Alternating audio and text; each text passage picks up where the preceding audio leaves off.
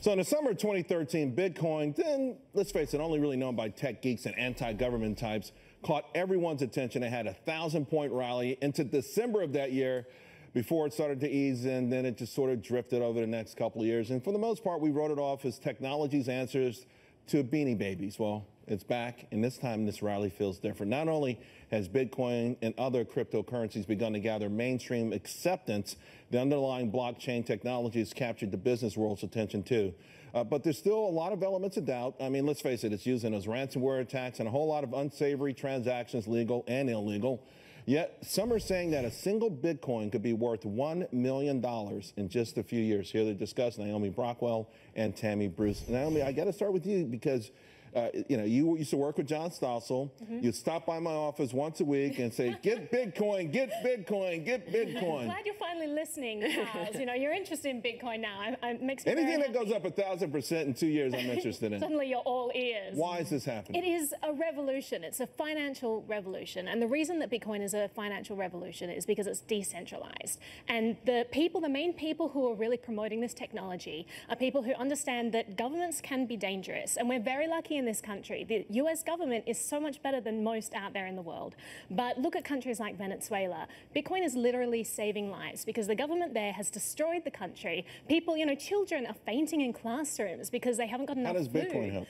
Bitcoin helps because, you know, they don't have access to food there, but they can use Bitcoin to buy groceries online from America, from Walmart, from Amazon. They have it shipped to Venezuela, and that's what's supporting whole communities there. This is really exciting stuff, that we have a technology that can actually circumvent dictatorial regimes now. Yeah, you know, Tammy, I was always intrigued by that aspect of it, but I never trusted the technology part. But it feels like, you know, more and more smart people are saying, hey, this is the way to go. This is the way to be safe. But used to be the same argument for gold. Yeah, indeed. And look, I like Bitcoin specifically because it allows you to go beyond the establishment. My father was an enforcer for the mob. And so at least now I'm finding myself being able to get rid of authority or fight authority legally. In this dynamic, though, here's my concern, is that I like cash more, and gold, of course, because nations are now going cashless, and that also affects our personal freedom. It's about if every action you take is going to be traceable, or even if with technology, Bitcoin relies on access to the internet, you're still at risk. And this is my concern. So I like that it goes beyond the establishment, that you can do it, use it anonymously. It's like if you had cash or gold, but we still are in trouble because of the technology aspect. Is that a double-edged sword that governments do control the internet, so they may not control the currency, but they have ways of shutting it down? Well, Bitcoin is decentralized, so that's what's great about it. It can't be shut down by government. But can you shut down the internet?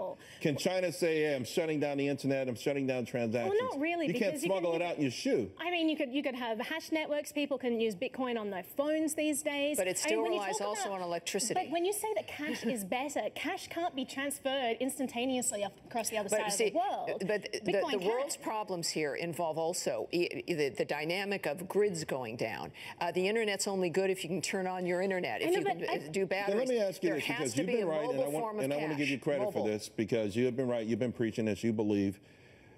More and more people are asking me about it, and this is why I wanted to do this segment. Where do you see it going? And even though you're rose-colored glasses and optimistic, honestly, where do you really believe? I mean, I've read articles, $1 million of Bitcoin. Well, I am seeing Americans more and more embracing Bitcoin, and that's exciting. Where do you think it could go?